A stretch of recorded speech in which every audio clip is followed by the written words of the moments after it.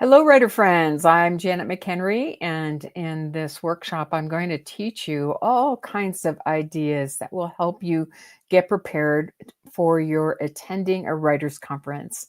And that's whether this is your first time at a writer's conference, maybe you're more seasoned in that regard, or whether you're going to attend one virtually. I think you'll get a lot of help from today. Okay, first of all, it's like the big decision. Which one do I go to or which ones do I go to? Because they are a significant investment of money and time. And so I think it's very helpful from the get-go to kind of make a realistic self-assessment of where you are and what you need. So for example, I'm a brand new writer, and this is why I attended my first writers conference years ago. I was a brand new writer. I didn't know what to do at all. I What I knew was I had a lot to learn, and I didn't know much about the whole submission process. I didn't know much about writing to particular genre forms. I had been a newspaper reporter and editor. I had a journalism degree, but the whole freelance writing world is completely different than that. So what I knew was I needed to learn. I wanted to learn to write nonfiction articles. I had no idea that someday I would even write books. I never thought I could write a book. Books are long. Books take a long time to write. But I knew as a journalist that I could write short form. And so I went, most of the way across the country to the Northwest Christian Writers Conference.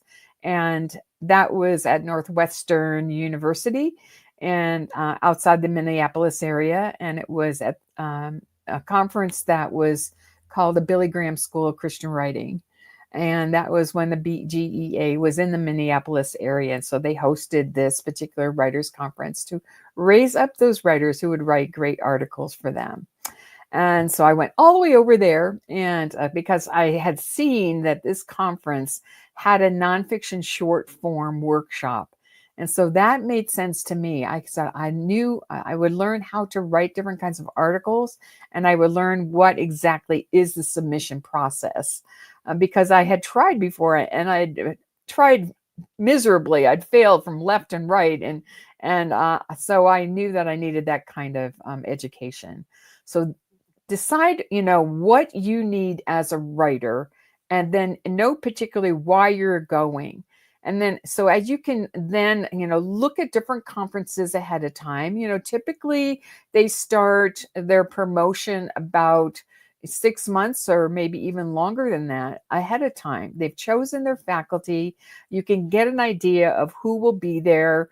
You can learn what kinds of tracks that they're going to offer, whether that's a fiction track, a nonfiction track, a children's track, which would be a series of classes that you attend one right after another.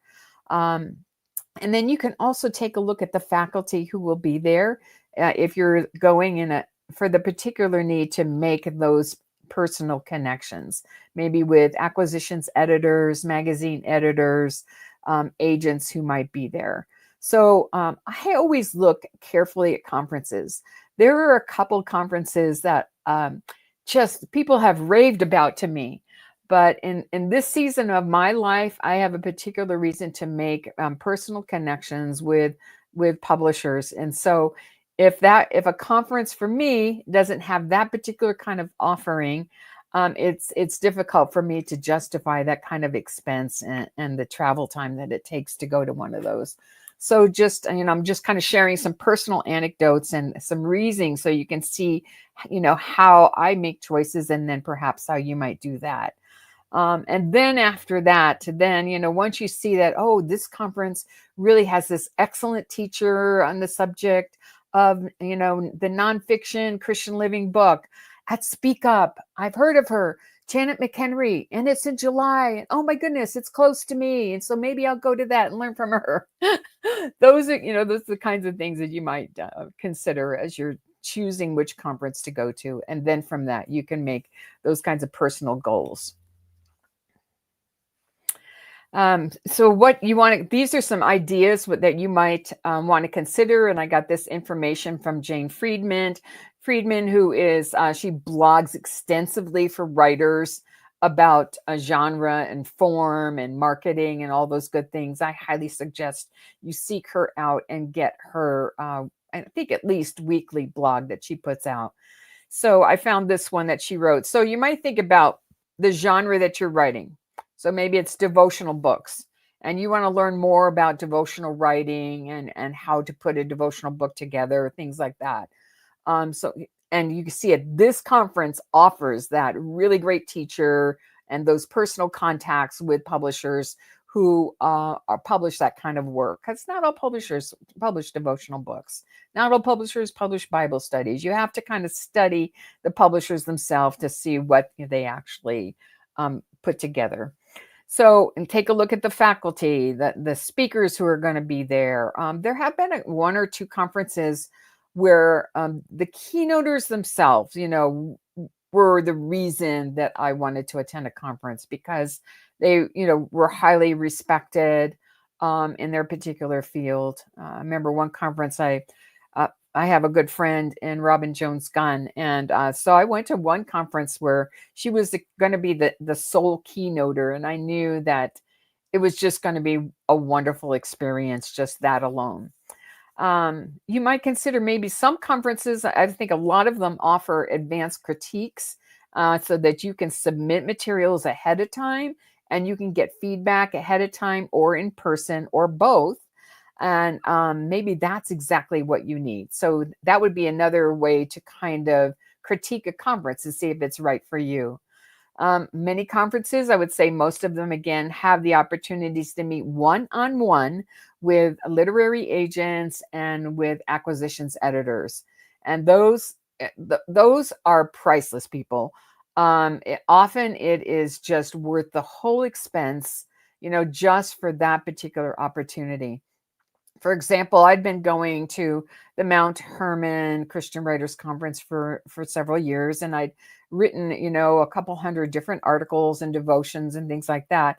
And then God prompted me to write a book, to actually start writing children's books, because I was raising kids then, and it kind of made sense for that particular lifetime.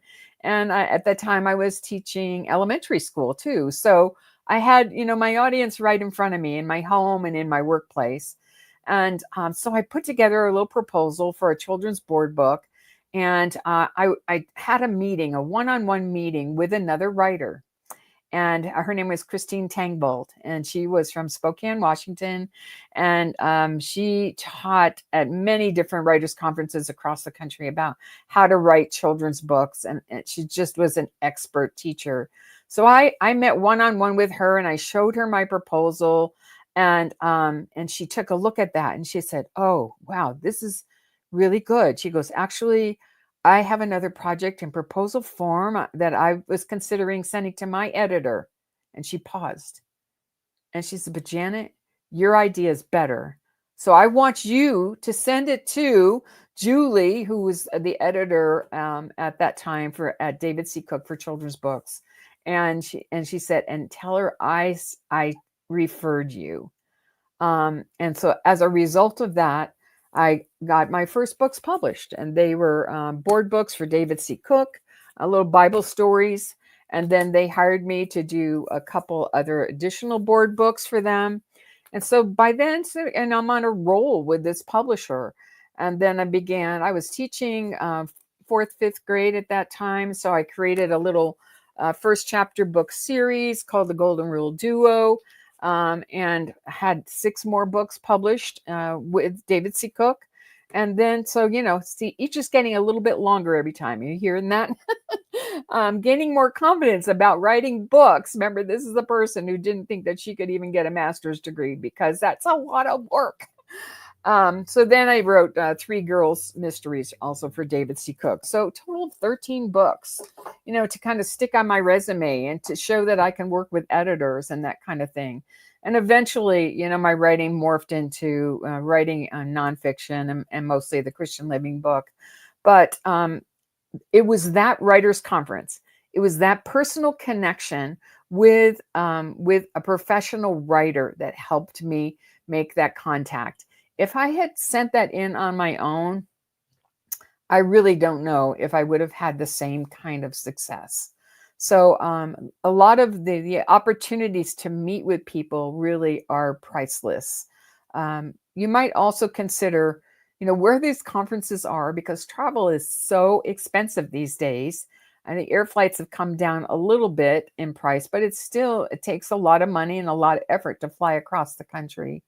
Maybe there's one in your back door and you don't even need to have housing.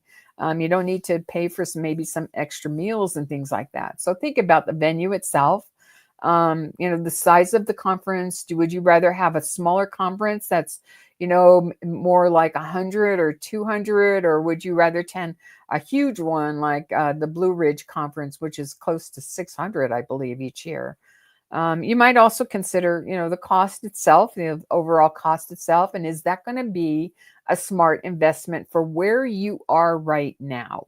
Where you are right now in your writing career. And you also might consider, things like the faculty and the history of the organization. What do others say about that particular conference? Are they bringing in people who actually are good at teaching writing? Are they bringing in those other people in the industry who are, the kind of people you need to get to know? So those are all some considerations about how to choose. One resource that I continually reference all the time is the Christian Writers Market Guide. And toward the back of that book, there is a whole section on Christian writers, because I often see this question on different kinds of Facebook pages for writers, like what are some writers conferences you've gone to, and how much do they cost and all that. I'm like, people, just buy the book. Seriously, just buy the book. Because it has all the information about the publishers. It has all the information about editorial services that you can gather. It has all the information about writers' conferences, critique groups, and more. And so it is a worthy investment for each of us each year. And you can get the e-version of that, and then it will be continually updated as things change, as contact information changes for all of those different kinds of resources within the book. As you're prepping for the conference itself, I would say, even if you're going for the purpose of those one-on-one meetings with agents and editors, to still prioritize learning. People say, oh, I'm just going to go and I'm going to relax and I'm going to get some writing done and I'm going to hole up in my room. No, I'm sorry. You've paid a lot of money. Take advantage of every single session that you can get yourself to. Prioritize learning. All of us can still grow in our craft in some particular way. Even when I'm going to writers' conferences because I'm teaching there, I'm still going to workshops to try to kind of further my craft in some particular way. For those conferences that offer those opportunities to submit your work, a manuscript or proposal for critique, pay attention to those pre-conference deadlines. I taught at Carol and Athena's Northwest Christian Writers Conference this last April. And so people had the opportunity to send me manuscripts for critique, and they paid for that. Some conferences, you have the opportunity maybe to send in one or two ahead of time, but this gave you could send in, a couple of those, and you could choose the person, that you wanted to critique your work. So those people paid good money, and then many of them did not send the manuscript to me ahead of time. So, that was, they said, well, I didn't understand there was a deadline. I'm like, we are in the business of deadlines. We have to constantly put those things onto our calendar and hustle and get things done. we're not going to do well as writers if we miss deadlines or we don't pay attention to them, at all. So pay attention to those and take advantage of those opportunities. Again, some are free, some you pay for. And then kind of also ahead of time, you have the opportunity to print out schedules and things like that. Even before you get there, you can look at the schedule, circle like where you're going to go, think through all that, what's going to be most advantageous for you. Because again, you plunk down some money and you want to be able to get the most kind of opportunity out of that. I will always look at the faculty, and even at those conferences where I'm going to go teach, I am aware that there are certain people who will be there that I would love to meet with. And so I take a look at the faculty. I will read their bios. Every conference will have a bio for each of the faculty members, learn about who they are and specifically what they are interested in acquiring. So it doesn't make a lot of sense for me to go talk to a fiction editor, but I will look at those nonfiction editors there. I will have a plan to present a couple or more different ideas to those editors. And then even if we don't necessarily make a connection in terms of, an eventual contract, it's a valuable experience to get that kind of professional feedback from someone. So some of the conferences themselves have you wait until you get there and then you sign up and make your appointments there. Others want you to do that in advance. So when you get those emails back from the conference director, it's really important that you put those deadlines on your calendar. And by the way, those one-on-one appointments, if they are done in advance, fill up very quickly. So right after you see that in your inbox, and always, as a writer, always check your inbox first thing in the morning and take care of all your business. Do that right then when you see that notice about signing up for those appointments, because, there's only so much time that those lovely people have.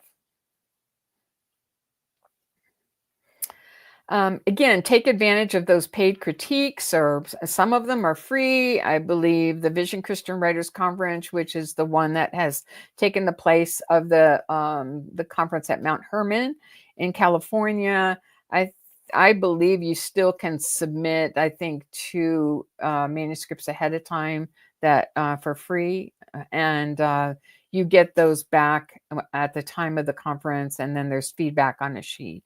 But take advantage of those opportunities, and then again, follow through on those submission deadlines. Put that right in your calendar when you get those emails, so that you're not missing those deadlines.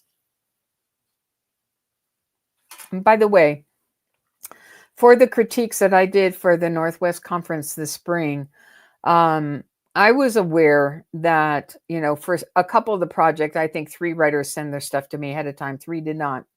For those writers who submitted work to me, I was aware like, oh, these people kind of want to fine tune their things before they get to the conference. So it probably won't be as helpful for me to wait until we meet and then give them feedback. So I provided the opportunity for them to actually do a really short little Zoom meeting with me ahead of the conference. I did their critique, and then we had a short little meeting. And then they were ready at that point to incorporate the suggestions that I made so that they would have a better pitch to someone as they were going to show it to them at the conference. As you're also prepping for the conference, there's just some things in terms of your presence online that will be really important. To update your website, make sure all your links work. Is your photo current? Are your photos current? All of those kinds of things. Make sure everything is linkable and so forth. Make sure that you're posting consistently on social media. I post daily on 3 places on Facebook, Instagram, Pinterest, Twitter on a daily basis, LinkedIn at least once a week. So I have a daily presence there, and people can see that I'm active, I'm engaged with people, I respond to things that they say on my pages. You'll also want to probably get business cards printed up. There are many different places you can get that done. I do mine through Vistaprint, and they're just, I have them created there, and I'm just like, when I need more, I just send more in. I actually have my QR code on my business card so that they can put their phone to that business card and immediately go to my website and see, what are the offerings that Janet has. I like to dress professionally at conferences. I know that some conferences are held in camps, and I understand that. And so it feels more like a shorts and sneakers kind of place to be, but it still is a professional conference. So for me personally, I would plan to have a business outfit. Now, when I'm talking business, I'm talking West Coast business. So I'm still wearing dressy jeans, but I'm wearing a nice blouse. I'm wearing a blazer of some kind. I'm wearing jewelry. I'm not wearing sneakers. I'm wearing comfortable shoes because typically you do a lot of walking. But I do dress professionally because I feel like that is someone's first impression of me. I want to know, I want others to know that I do mean business. I'm committed. I'm in this. It's not just a casual thing I'm doing. So I plan carefully about what I'm going to wear. When you're at the conference, also be friendly toward that conference. And we can do that by doing postings on social media as we meet people. We take pictures, selfies of you with an editor or with the conference director, things like that. So post those on social media and learn what that conference hashtag is and use that. And then that it just really helps to kind of support the whole conference as a whole. But you can even do that ahead of time, like, oh, I'm so excited, going on, like, do a little video. I'm so excited about attending the whatever conference. I'm thinking about the kinds of things that I can talk to people about, and getting to know all the folks, and then put the hashtag and the name of the conference there. You probably, if you're going to plan on doing those one-on-one meetings, you'll want to have one or more one sheets for those book ideas. This was something that I taught about 2 weeks ago. And so if this idea of what a one sheet is new to you, you can go back and look at that video. And I explained that in detail and gave quite a few examples of ones that I have created. But essentially, it is a one-page visual, graphically designed sort of a concept of a book idea, the title for it. Your any graphics that you're going to use kind of would help represent the tone of the piece or the look of it. You're going to have your hook, your summary, perhaps, and a statement of audience, and the audience felt need, and then your contact information. And it's just a really kind of friendly way to approach a meeting with an editor or an agent or another writing professional.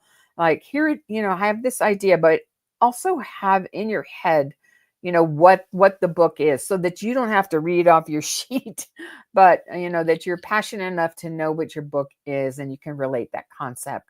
But with a real quick sweep of the eye, the reader can get an idea of what your book might be. And then practice that book pitch.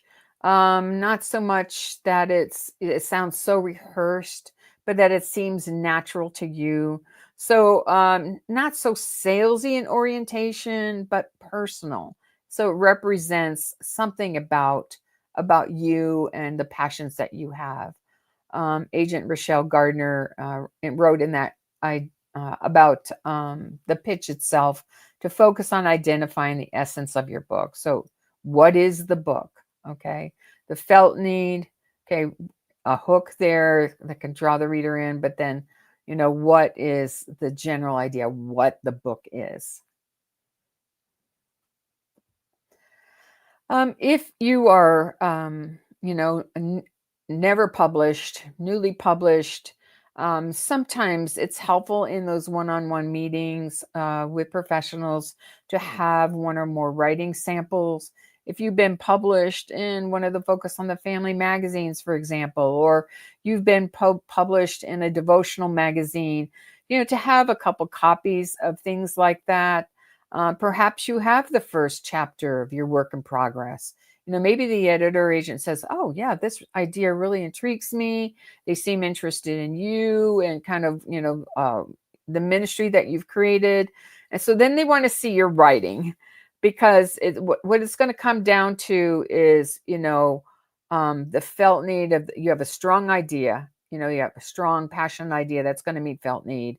But and then your presence also, but also your writing quality, and that will be something you don't want to just throw together. It will be something that it looks edited, it's professional, it's in formal manuscript style, 12 point, Times New Roman, 1-inch margins, double spaced, no extra spaces between paragraphs, indented paragraphs. That's basic Microsoft Word kinds of style that you're going to use for your manuscript. So again, everything that you do is professional. The way you look is professional. The way you speak is professional. The materials you have are professional. So all of those things kind of can help you step forward in terms of making writing progress. Maybe you have, those other kinds of materials you can bring as well. Sure, we'll go on to the next slide. Then what do you need to kind of take? I always take a notebook or a journal of some kind. I've printed out the schedule ahead of time, at least. Some conferences, I'm thinking of one, I think Vision Christian Writers, they give you the conference notebook online ahead of time. And then it's your responsibility to print the thing out. I would say most other conferences will have a lovely booklet for you that they will hand you when you register. But you also probably want to have a journal or some kind of notebook, or at least some paper on which you can write notes, and somewhere to keep track of business cards and things like that with people. On that journal that I take for me, and it's usually like a small one, it doesn't need to be a big one. I'll have at the back of that, I'll have a page I call to do. And as the conference progresses, I get ideas. Um, and then those ideas are like, oh, to write an article about, or to write a devotion about, or to contact so-and-so about the meeting that we have, do a follow-up email to so-and-so. Those kinds of things, I'll have a page like that, so that when I get home, I have a plan, because we can feel so overwhelmed by all of that information we've got. But even if on our trip home, we're flying home, we start thinking of additional things that we can do, to not let that whole experience go to waste, but actually kind of follow through and make those connections we've been asked to do. So I set up that to-do page. I create a resources, or like a page, like I'll hear, oh, so-and-so says you need to read this book, and it's a writing book, it's a craft book, or maybe it's just a really good book that someone recommends. So I'll usually have a page for resources that I need to go by. Some mental prep as well. Let's talk about that. Pray about the whole thing. Is this the right particular experience for you? Relax, decide that it's going to be fun. Many of us writers, I would say more than half of the writers are going to be more introverted in nature. This could be a more challenging kind of experience for you. I tend to fall, about on the line, about half introverted, half extroverted. So the extroverted side of me says, Janet, pretend you're not introverted. I do that to myself. And I did that daily as a high school English teacher, every hour when I had to get up and talk in front of teenagers. That was scary, much scarier than going to a writer's conference. So I pretend I'm not introverted, and that for that day, for that meeting, for that moment, for that one-on-one, that I can be in the moment and be less concerned about who I am and what my needs are, but really learn to get to know people and to kind of focus in on them.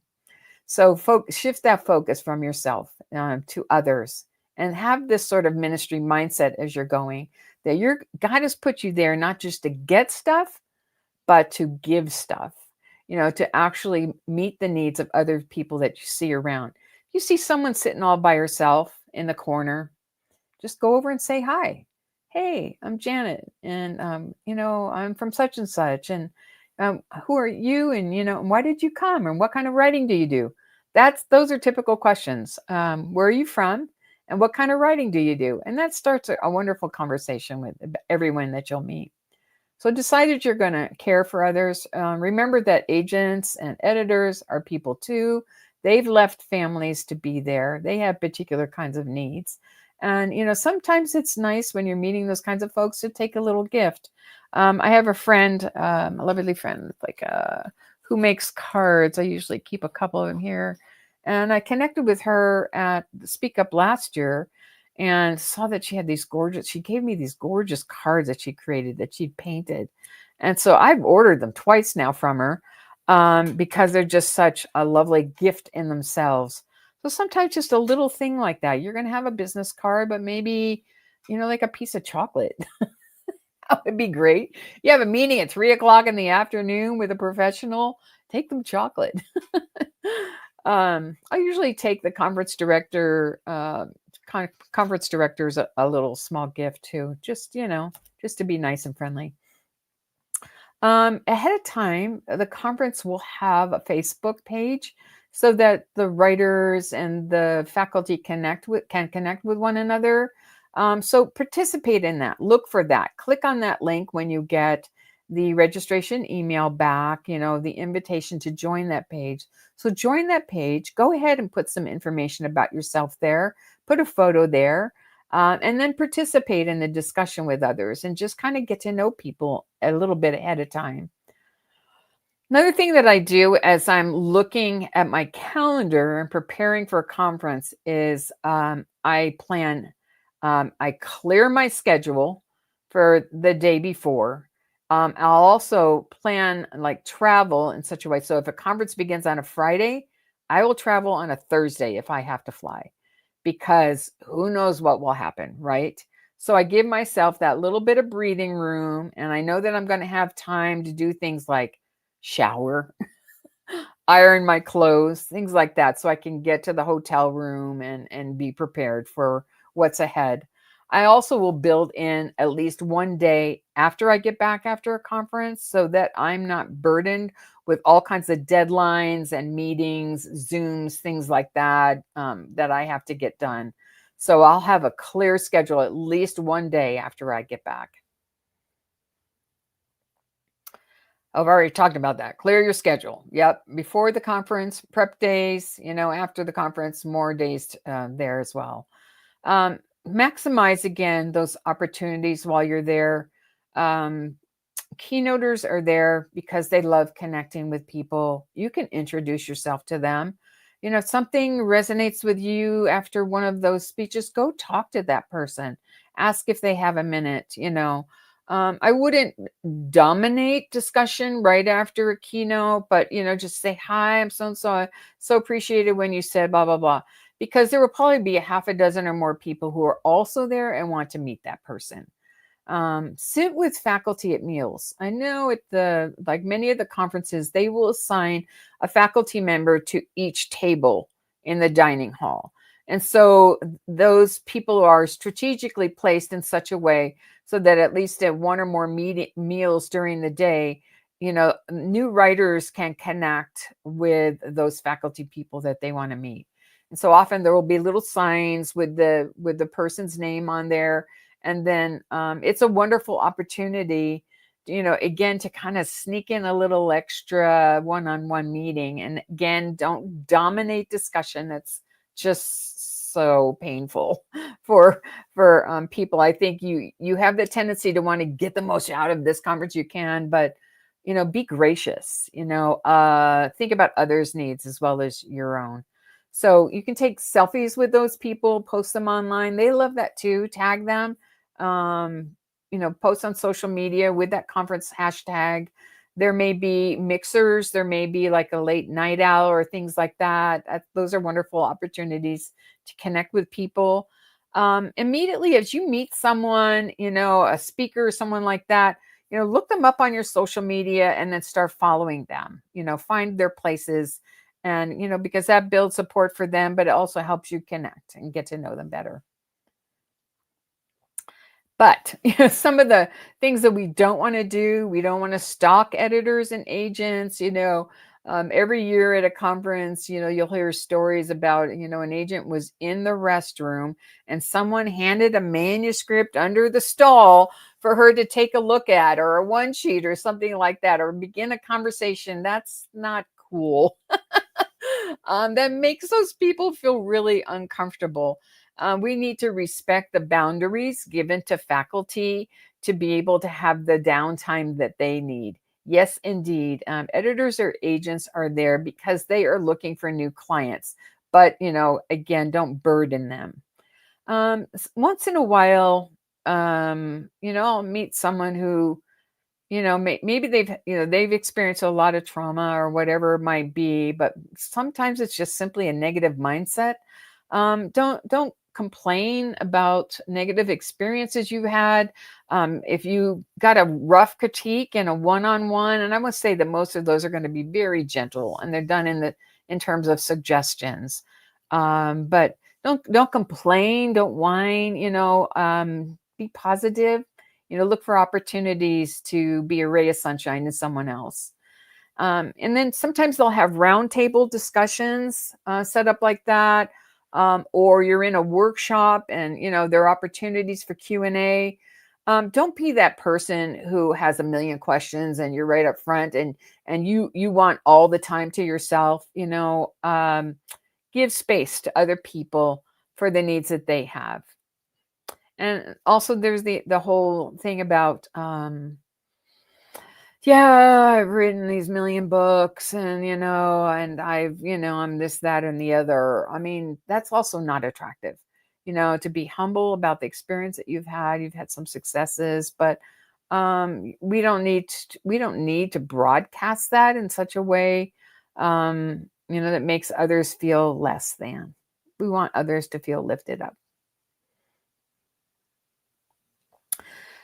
One significant issue that editors and agents will talk about all the time is the fact that they will meet promising new writers at conferences who never follow through. As many as 80% of those people that they've given a go-ahead to see your proposal for a book project, and that writer never follows through. Why? I mean, life happens, but if we are committed to this calling that God has on our life, then that requires follow through. So, how do we do that? If you've collected business cards, what you can do is on the back of the business card, like, oh, so and so said I should submit a blog to her. So, write that on the back of the business card, stick that in your journal where in that place where you're going to follow up. Write thank you notes to those people who particularly blessed you in some way with a meeting or like an idea that just is blowing your mind. And then be able to, make that additional connection with someone. And maybe that's just an initial email to an editor or an agent, say, thank you so much for your time. I am going to follow up. I'm just kind of fine-tuning my proposal right now, but I should have it to you in about 2 weeks. Because editors and agents, if they're not going to tell you to submit something if they're not interested in it or in you. Send that request to book proposal as soon as you can. Conferences that I go to typically, when I take one sheets to conference and I have one-on-ones with editors, that doesn't necessarily mean a proposal was written. That means that's just like, Janet's got a pretty good idea. And what do you think? Because I want to see the interest from others before I, put in, at least a work or more a week to be able to develop that proposal. So it will take me a little bit of time, but I will get it on my calendar and make sure that it gets done. And in my case, I have to send that to my agent first. She has to go through it, and then she submits it. So it can take a little process. So it's important to kind of go home and have the plan to get it done. I have some just general suggestions. I'm calling this understand this. So the relationships you make may be more important than the leads that you make for a book. That contact, for example, that one-on-one that I had with Christine Tangbolt started my writing books. That was significant, and I was simply kind of looking for some basic feedback. Is this idea any good? What do you think? How should I change it? But she helped me make the connection. And it may be that, you meet another author and the two of you eventually co-author a book together. It could be something like that. Relationships are more important than things. People are more important than things.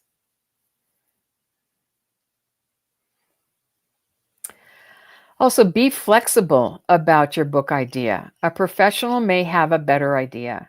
That professional has been asked to do those one on one meetings because he or she has experience in the business in terms of publishing books.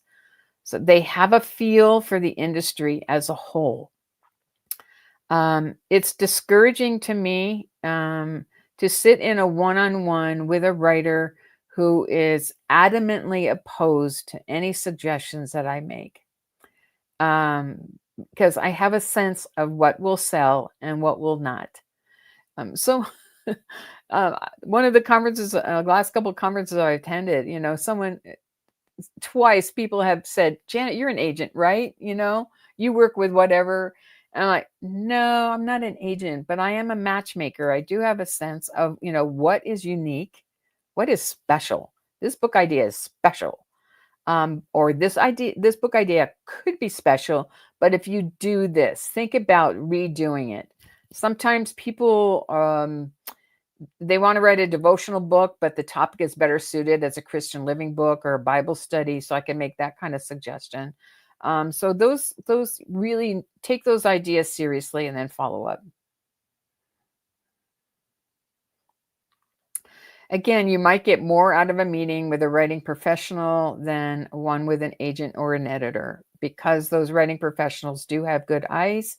And maybe that is really providential for you because maybe then you would have the opportunity. You go back to your room, you tweak the idea before you have a meeting with with an editor or an agent, and then it really will sing, And maybe it's a tweak of a title. Maybe it's just how you organize your chapters, something like that. And it might be something really simple. So I would I would highly suggest that if you have a laptop computer that you take that with you, and be willing to grow, to learn, to have that flexible kind of mindset. I can't tell you how many books I've written that where the titles have been changed, for example, or the way the whole book was structured was changed. Maybe that I had a limited view of the audience, and so they asked me to kind of tweak that and change the content, accordingly. So it really is important to, take the suggestions of those who have more experience than we do, and then to adjust our mindset, which is tricky sometimes, but we can do it. Again, agents and editors don't go to conferences to reject people. They're trying to find at least one person to say yes to. At least one person to say yes to, and that's by Rochelle Gardner, who is a literary agent. So they're looking for prospects. They're not just there because they enjoy hanging out with writers. This is work for them. And so they're looking for that one special person or project that will sing. And then from Steve Lobby, who also is a literary agent, and he used to be the acquisitions editor for nonfiction projects for Bethany House Publishing.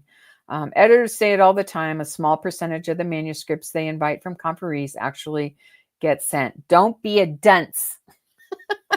That sounds so much like Steve. So yeah, follow through.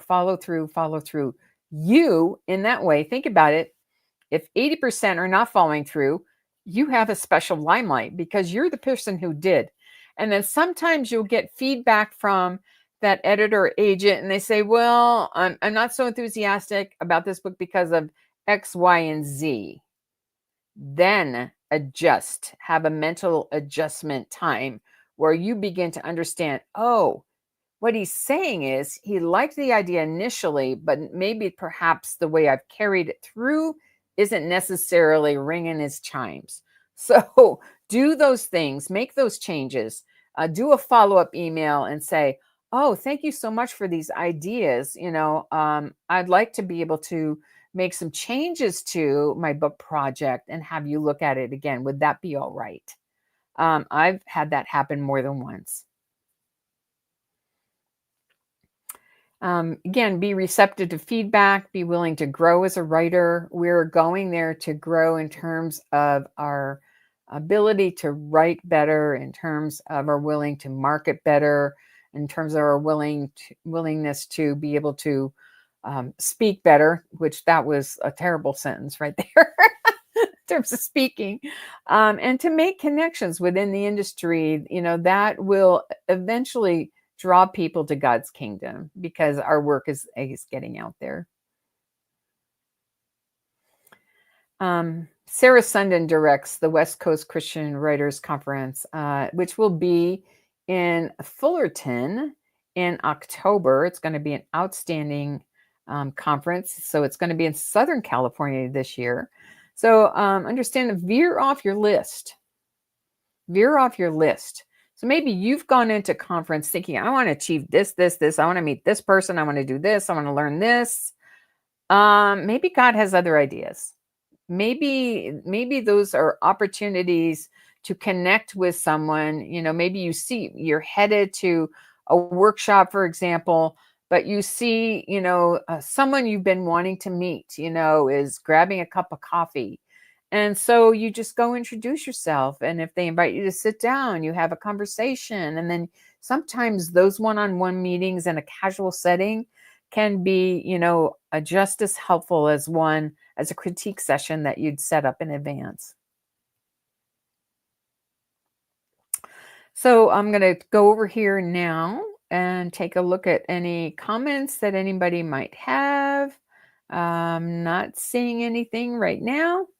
So just again, if you have questions about writer conferences, one sheets, things of that that we've been discussing this month of June, go ahead and put that on the Facebook page for Book Marketing Academy, and I'd be happy to answer those for you. Thank you so much.